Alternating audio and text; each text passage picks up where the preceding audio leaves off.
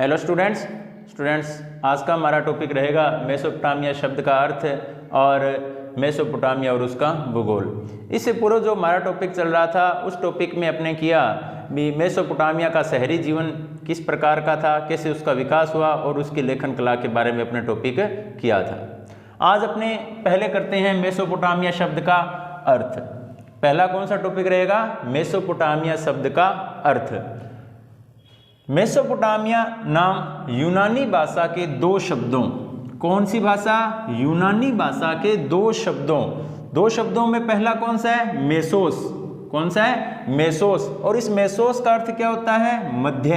क्या होता है? मध्य। और दूसरा शब्द क्या है यूनानी भाषा का? पोटेमोस। दूसरा शब्द क्या है?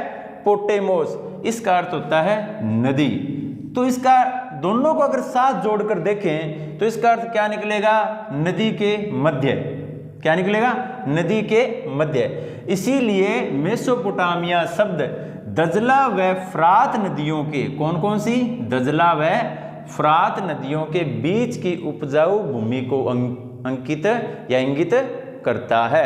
किसे इंगित करता है? दजला व फ्रात नदियों के बीच की उपजाऊ भूमि को इंगित करता है। तो अपने स्पष्ट रूप में क्या कह सकते हैं? अभी दो नदियों के बीच का क्षेत्र। क्या कह सकते हैं? दो नदियों के बीच का क्षेत्र। जो दो नदियों के बीच का क्षेत्र है वो क्या कहलाया? मेसोपोटामिया। अब मेसोपोटामिया और उसके भूगोल के बारे में बात करते हैं। तो आपको मैंने बताया भी वर्तमान जो इराक है उसे सभ्यता काल में किस नाम से जाना जाता था? मेसोपोटामिया के नाम से जाना जाता था। तो अपने इराक के बारे में बात करते हैं। इराक भौगोलिक विविधताओं का देश है। अगर इराक की बात करें तो इराक क्या है? भौगोलिक विविधताओं का देश है। विविधताओं का देश है, यानी कहीं पहाड़ है, कहीं पर्वत है, कहीं मैदान है तो कहीं रेगिस्तान है। इसके पूर्वोत्तर भाग में, कौन से भाग में देखें? अपने पूर्वी भाग में। देखो ऊपर कौन सी दिशा हो जाएगी? उत्तर।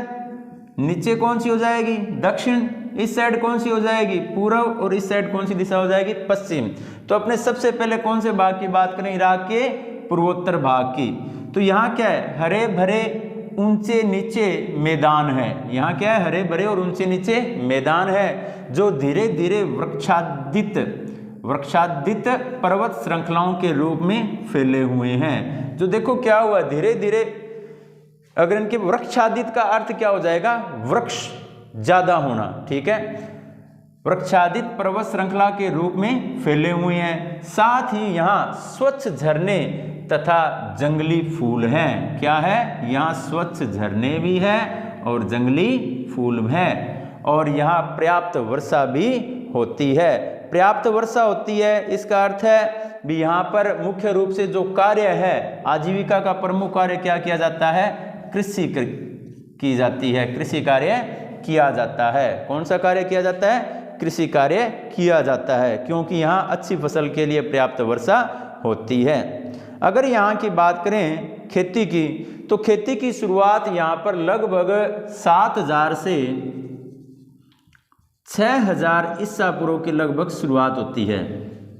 ईसा पूर्व के लगभग भी इस भाग में अपने स्पष्ट रूप से कहें मेसोपोटामिया में। और मेसोपोटामिया में अगर खेती की शुरुआत कब से मानी गई है? तो 7000 से 6000 ईसा पूर्व के लगभग वहां पर खेती की शुरुआत मानी गई है। अगर उत्तर की बात करें तो उत्तर में ऊंची भूमि है। क्या है? ऊंची भूमि है। ऊंची भूमि का अर्थ पर्वतीय क्षेत्र आ जाएगा, जहां स्टेपी घास के मैदान है। यहाँ पशुपालन जो है वह पर्याप्त मात्रा में किया जाता है। पूर्वी भाग में देखें तो यहाँ के लोग हैं वो कृषि पर निर्भर है।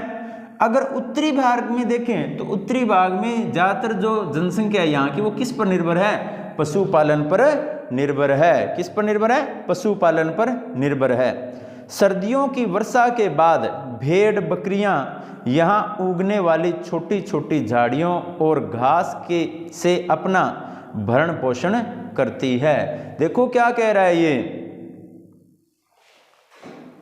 सर्दियों की वर्षा के बाद, कौन सी वर्षा के बाद? सर्दियों में जो वर्षा होती है, सर्दियों की वर्षा के बाद यहाँ क्या होता है, कौन से भाग में? उत्तरी भाग में छोटी छोटी घास उगाती है या झाड़ियाँ उगाती है। उसी घास को खाकर जो भेड़ बकरियाँ हैं वह अपना भरण पोषण करती है। अब अपने बात करें पूर्वी भाग में, एक बार और जाएं तो पूर्व में दजला की सहायक नदियाँ ईरान के पहाड़ी क्षेत्र में जाने के लिए परिवहन का अच्छा साधन भी रहती है। कहाँ जाने के लिए? ईरान के पहाड़ी प्रदेशों में जाने के लिए। दक्षिण भाग की बात करें अपने मेसोपोटामिया के दक्षिण भाग की, तो यहाँ पर क्या है? रेगिस्तान है। यहाँ क्या है? रेगिस्तान है। और यही सबसे पहले, यानी कि इस रेगिस्तान में ही सबसे पहले नगरों और लेखन प्रणाली का प्रादुर्भाव हुआ था। अगर आपसे पूछ लिया जाए कि मेसोपोटामिया के किस भाग में सबसे पहले नगरों और लेखन प्रणाली का प्रादुर्भाव हुआ, तो वह कौन से भाग में था? दक्षिण भाग में था। इस रेगिस्तान में शहरों के लिए भरण पोषण का साधन बन सकने की क्षमता थी। देखो यहाँ पर शहरों का विकास क्यों हुआ शुरुआत में? क्योंकि यह रेगिस्तान जो था, यह शहरीकरण यानी कि शहर में रहने वाली जो जनसंख्या थी उसका भरण पोषण करने में सक्षम था। और क्यों सक्षम था? क्योंकि फरात और दजला नदियाँ, कौन कौन सी? फरात और दजला नदियाँ उत्तरी पहाड़ों से निकलकर अपने साथ उपजाऊ मिट्टी यहाँ लाती थी। कौन कौन सी नदियाँ? दजला और फरात नदियाँ उत्तरी भाग के पहाड़ों से बहकर अपने साथ जो उपजाऊ मिट्टी है वह कहाँ लाकर छोड़ती थी? इस रेगिस्तानी भाग में लाकर छोड़ती थी। जब इन नदियों में बाढ़ आती थी अथवा जब इनके पानी को सिंचाई के लिए खेतों में ले जाया जाता था, तब यहाँ यह उपजाऊ मिट्टी वहाँ जमा हो जाती थी। देखो कहने का अर्थ क्या है भी, जो दजला और फरात नदियाँ उत्तर से बहकर किस साइड आती थी? दक्षिण की ओर आती थी। तो इनके पानी को कहाँ ले जाया जाता था? इस रेगिस्तानी भाग में ले जाया जाता था। तो वह अपने साथ मिट्टी भी लेकर आती थी।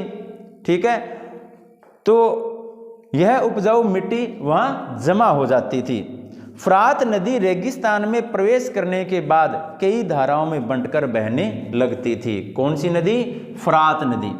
फरात नदी की बात करें, जैसे ये रेगिस्तान में आ रही है तो यहाँ आकर वह कई धाराओं में बंट जाती थी, यानी कि अपना जाल बनाती थी। कभी कभी इन धाराओं में बाढ़ आ जाती है और पुराने जमाने में ये धाराएं सिंचाई की नहरों का काम करती थी। इनसे आवश्यकता पड़ने पर गेहूं, जौ और मटर या मसूर के खेतों की सिंचाई की जाती थी।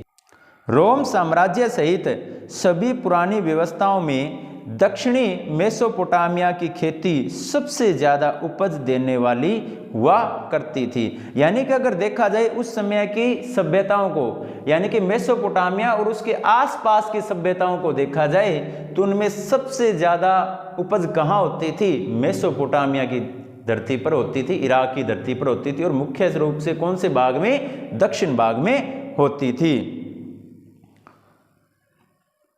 खेती के अलावा भेड़ बकरियां स्टेपी घास के मैदानों, पूर्वोत्तरी मैदानों और पहाड़ों के ढालों पर पाली जाती थी। ये उपजाऊ स्थान बाढ़ की नदियों से काफ़ी ऊंचाई पर स्थित थे। देखो अगर यहाँ पर देखा जाए, जो ये मैदानी भाग था ये उत्तर की ओर फैला हुआ था ऐसे, और यहाँ पर जो पर्वतीय क्षेत्र था वो किस ओर फैला हुआ था? पश्चिम की ओर फैला हुआ था, यानी कि उत्तर पश्चिम की ओर कौन सा भाग था? पर्वतीय भाग था। इसलिए उत्तरोत्तर भाग की बात की जाए तो यहाँ मैदानी क्षेत्र भी आ जाता था और पर्वतीय क्षेत्र भी आ जाता था, जिसमें भारी मात्रा में मांस, दूध और ऊन आदि वस्तुएं मिलती थी। किससे मिलती थी? जो भेड़ और बकरियां पाली जाती थी उनसे। इसके अलावा नदियों में मछलियों की कोई कमी नहीं थी और गर्मियों में खजूर के पेड़ खूब फल देते थे, जिन्हें क्या कहा गया है? पिंड खजूर कहा गया है। क्या कहा गया है? खजूर के फलों को पिंड खजूर कहा गया है। लेकिन हमें यह सोचने की गलती नहीं करनी चाहिए कि शहरों का विकास केवल ग्रामीण समृद्धि के बल पर ही हुआ था। इस विकास के अन्य कारकों के विषय में हम बारी बारी से चर्चा आगे करेंगे। तो आज का हमारा जो टॉपिक था मेसोपोटामिया शब्द का अर्थ और मेसोपोटामिया और उसका भूगोल, यह कंप्लीट हुआ।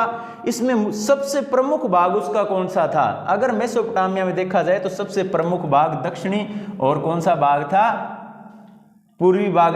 किस दृष्टि से? तो खेती की दृष्टि से। अगर पशुपालन की दृष्टि से देखा जाए तो मुख्य भाग कौन सा था? उत्तरी भाग था। उत्तरी भाग से जो पर्वतीय श्रृंखला थी वो किस भाग की ओर आती थी? पश्चिमी भाग की ओर। यहाँ जो पूर्वी भाग का मैदानी भाग था वह किस ओर जाता था? उत्तर की ओर जाता था। तो इस प्रकार आज का हमारा जो टॉपिक है मेसोपोटामिया का भूगोल या इराक का भूगोल अपने कह सकते हैं यह कंप्लीट हुआ। आप इस टॉपिक को लर्न करें और अपने नोटबुक में नोट करें। थैंक यू बच्चों।